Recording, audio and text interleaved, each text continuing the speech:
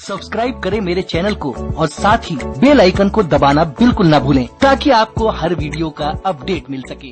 सबसे पहले मैं हक समझकर मुसलमानों से कहता हूं, मुसलमानों, मुझे मेरी बात का बुरा न मानना, मैं तुमको जलील नहीं करना चाहता।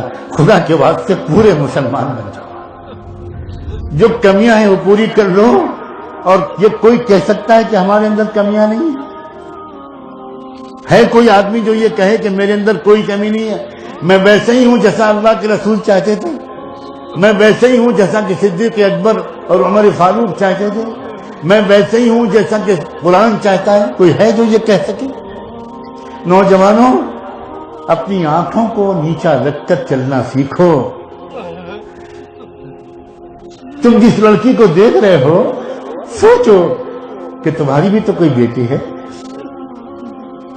अगर तुम्हारी बेटी को कोई देखेगा तो क्या गुजरेगी उसके बाप पर और भाई पर?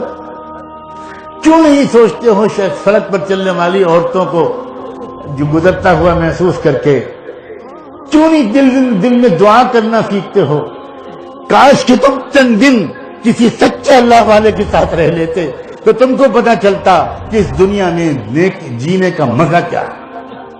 मुझे कहने की इजाजत दो कि दुनिया नेक बनने का इनाम मरने के बाद मिलेगा जन्नत में, वो तो बहुत बाद में मिलेगा।